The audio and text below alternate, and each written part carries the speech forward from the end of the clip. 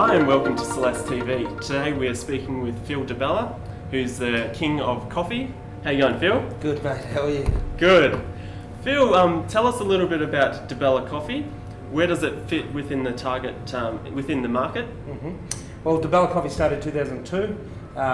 We are Australia's largest specialty coffee manufacturer now. Started as a one-man band back in 2002. I now have over 100 staff under the DeBella brand and about another 100 outside of what we do directly, but still involved in coffee.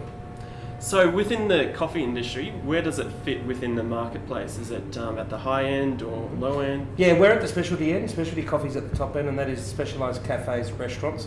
We've specifically targeted the top end coffee drinkers, and we also have a very strong retail presence now with the specialty coffee drinkers. And I mean, to define specialty, it's people that are very conscious about the coffee that they're drinking. They know, some know more than others, of course, but most of them will know what regions it comes from, whether it's an Arabica or if it's got some Robusta in it. So that what we call them a conscious coffee drinker. They're very well aware of, body, taste, acidity. Very similar to the wine industry. Some people just drink wine and don't care what it is, and that's fine. There's a market for that. And then you've got the people that drink wine that really know the regions, the varietals, etc. And so we're at that end of well-educated customers. So when you set up the business, how did you pitch your brand to fit within that industry, the cafe and the specialty industry? Well, the first thing we did was to identify what we wanted to be. So we wrote a brand audit, we wrote a brand identity, and said that we wanted to be the number one in specialty coffee.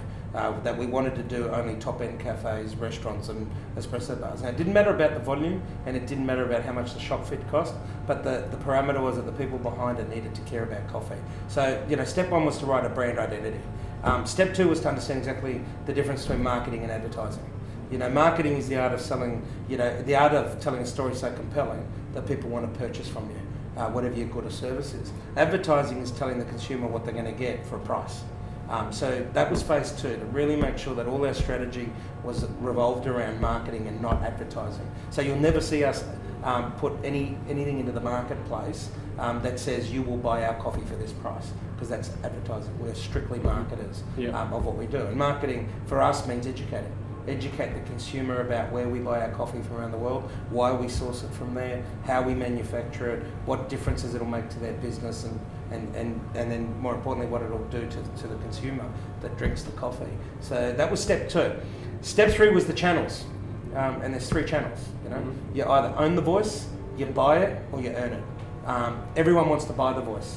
Everyone does print media, TV advertising, radio advertising, they all marketing. They use those channels to tell a story. But my dollar is no different to your dollar. So when I came into the marketplace, I only started with $5,000.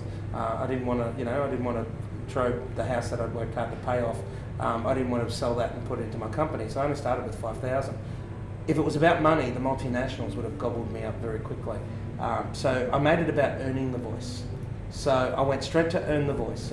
I went to markets, got my product out in front of the consumer, got them to taste it, and then I got them to go to the cafes and ask why they're not stocking my product. So I clearly identified that it went, our organisation being DeBella Coffee, customer then consumer. So I did what I call consumer-based marketing. I went straight to the consumer and I educated and I marketed my story to the consumer, who therefore went to the customer and demanded our product. So we built the company we've got, which is now Australia's largest specialty manufacturer, with no salespeople. But we did it with brand ambassadors. So our strategy is very, very clear around brand identity, about understanding what brand's all about, and then moving on and purely marketing it correctly and using the right channel. So a three-stage approach. One, brand. Two, marketing versus advertising, and three, the channels. And again, everyone has to own the voice, and owning the voice is, your signage, your business card, your website, which are all important.